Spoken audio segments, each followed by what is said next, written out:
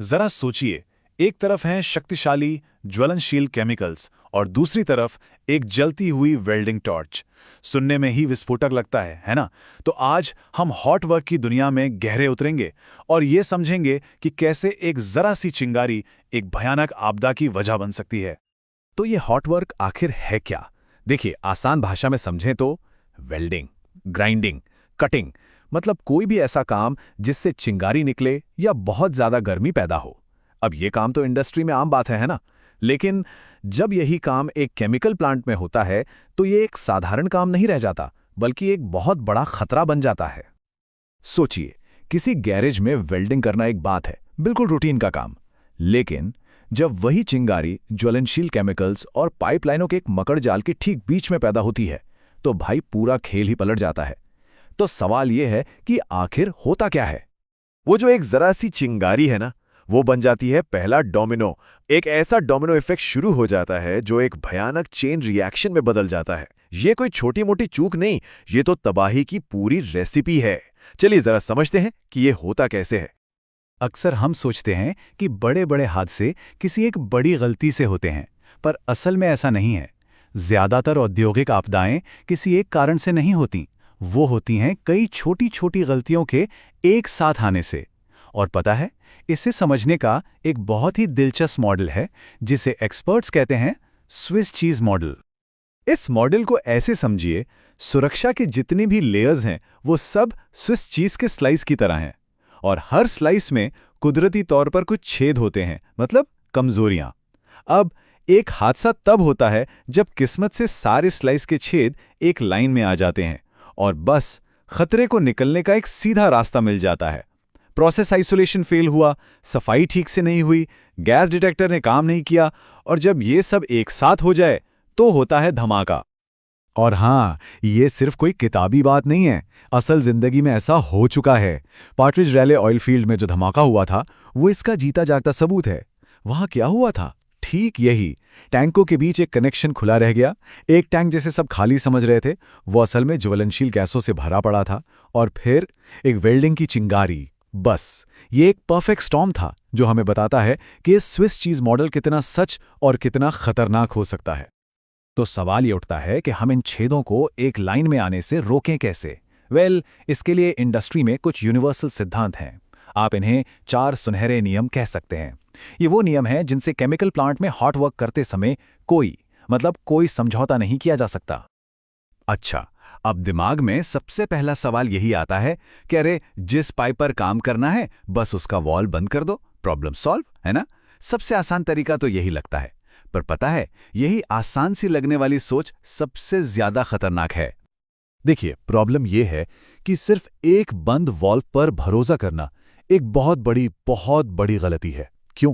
क्योंकि valve leak कर सकते हैं, उनकी सील पुरानी होकर घिस सकती है, और सबसे डरावनी बात, सोचिए, मीलों दूर कंट्रोल रूम में बैठे किसी ऑपरेटर ने गलती से एक बटन दबा दिया और वो वॉल्व खुल गया।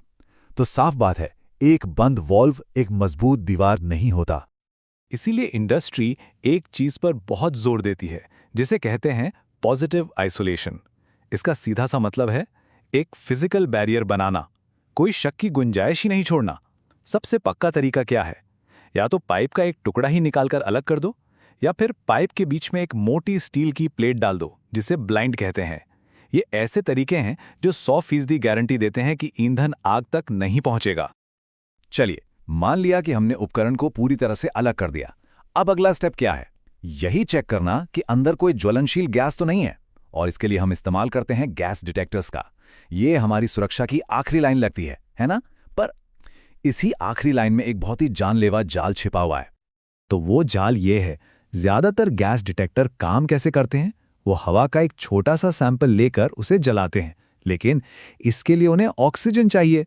अब जरा सोचिए, अगर किसी टैंक को नाइट्रोजन जैसी गैस से साफ किया गया हो, जिसका मतलब है कि अंदर 0 ऑक्सीजन है, तो क्या होगा?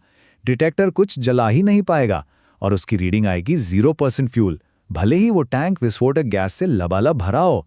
ये एक जानलेवा धोखा है। इसीलिए सुनहरा नियम नंबर 2 क्या है? हमेशा पहले ऑक्सीजन लेवल चेक करो। और फिर आता है हमारा एक और हीरो, फायर वॉच। ये बस कोई आदमी नहीं है जो साइड में खड़ा होकर तमाशा देख रहा हो। नहीं, ये एक बहुत ही एक्टिव और ज़रूरी रोल है। इसका सिर्फ और सिर्फ एक काम है, हर एक चिंगारी पर नज़र रखना, काम खत्म होने के 30 मिनट बाद तक भी वहीं डटे रहना। और सबसे बड़ी बात, इसके पास किसी भी वक्त बिना कोई सवाल पूछे काम को तुरंत रोकने की पूरी अथॉरिटी होती है। चलिए अब कहानी में और गहरे उतरते हैं, क्योंकि हर मशीन, हर उपकरण अपने आप में एक अलग युद्ध का मैदान है। सबकी अपनी अपनी अनूठी कमजोरियां हैं, अपने छिपे हुए दुश्मन हैं। तो आइए कुछ कॉमन मशीनों के अंदर झांक कर देखते हैं कि वहां कौन से खतरे हमारा इंतजार कर रहे हैं। पहले बात करते हैं जैकेटेड रिएक्टर की। इसकी बाहरी दीवार के चारों ओर एक कवर या जैकेट होता है जिसमें गर्म तेल घूमता रहता है। अब सोचिए, अगर कोई बाहर की दीवार पर वेल्डिंग कर रहा है तो वो गर्मी जैकेट के अंदर चिपकी तेल की पतली सी परत को एक झटके में उबाल देगी, और नतीजा एक छोटा सा धमाका जो वेल्डर के ऊपर खौलता हुआ तेल फेंक सकता है। अब आते हैं ग्लास लाइन्ड रिएक्टर पर। ये तो और भी ज्यादा नाजुक मामला है। देखिए, जब आप बाहर स्टील पर वेल्डिंग करते हैं तो गर्मी से स्टील फैलता है, लेकिन अंदर जो कांच की परत है वो तो नहीं फैल सकती। इस खिंचाव को कहते हैं थर्मल शॉक, और ये उस महंगी नाजुक कांच की लाइनिंग को चकनाचूर कर सकता है। सेंट्रीफ्यूज की बात करें तो इसमें एक क्लासिक खतरा छिपा है जिसे कहते हैं विक इफेक्ट। होता क्या है कि अंदर का जो फिल्टर बैग है वो चाहे कितना भी साफ कर लो, अपने रेशों में थोड़ा बहुत ज्वलनशील सॉल्वेंट सोख ही लेता है। ये बिल्कुल मोमबत्ती की बत्ती जैसा काम करता है। बस एक चिंगारी की बेर है और पूरी मशीन आग का गोला बन सकती है। इसीलिए हॉट वर्क से पहले इसे निकालना ही पड़ता है, कोई दूसरा रास्ता नहीं है। और सेंट्रीफ्यूज में एक और छिपा हुआ दुश्मन है। अगर वेल्डिंग का ग्राउंड क्लैंप गलत जगह लगा दिया तो वेल्डिंग का पूरा करंट मशीन के हाई स्पीड बेरिंग से होकर गुजर सकता है। इससे बेरिंग्स में छोटे छोटे ना दिखने वाले गड्ढे बन जाते हैं, और फिर हफ्तों या महीनों बाद अचानक मशीन पूरी तरह फेल हो जाती है। एक ऐसी तबाही जिसका कारण तुरंत समझ भी नहीं आता। और लिस्ट यहीं खत्म नहीं होती। सोचिए, डिस्टिलेशन कॉलम में ऐसा मटेरियल बन सकता है जो हवा लगते ही खुद जल उठे। स्टोरेज टैंक के नीचे की जमीन में पुराना केमिकल रिसाव हो सकता है जो वेल्डिंग की गर्मी से भड़क उठे। एक फिल्टर प्रेस से लीक होता हाइड्रोलिक तेल हवा में मिलकर एक विस्फोटक धुंध बना सकता है। सच तो ये है कि हर मशीन एक नई पहेली है, एक नया खतरा। तो इतने सारे छिपे हुए, उलझे हुए खतरों के बीच आखिर असली समाधान है क्या? क्या और ज्यादा नियम कानून बनाने से बात बनेगी? नहीं, असली जवाब नियमों में नहीं, बल्कि एक खास तरह की सोच, एक खास तरह की संस्कृति में छिपा है। ये पूरी बात एक बहुत ही गहरी सोच पर आकर टिकती है कि एक सेफ प्लांट वो नहीं है जो ये मानता है कि हम तो सेफ हैं। नहीं, एक सेफ प्लांट वो है जो ये मानता है कि हम वल्नरेबल हैं, हम असुरक्षित हैं। वो जो हमेशा ये मानकर चलता है कि एक गलती और हादसा हो सकता है। असली सेफ्टी सिर्फ चेकलिस्ट टिक करने से नहीं आती, वो आती है एक खास भावना से, जिसे कहते हैं क्रॉनिक अनईज, मतलब एक लगातार बनी रहने वाली बेचैनी। ये वो सोच है जो हमेशा मानकर चलती है कि वाल्व लीक कर रहा है, कि खाली टैंक में अब भी गैस हो सकती है, कि कुछ भी गलत हो सकता है। ये एक तरह का हेल्दी शक है जो आपको हमेशा जगाए रखता है, हमेशा चौकन्ना रखता है।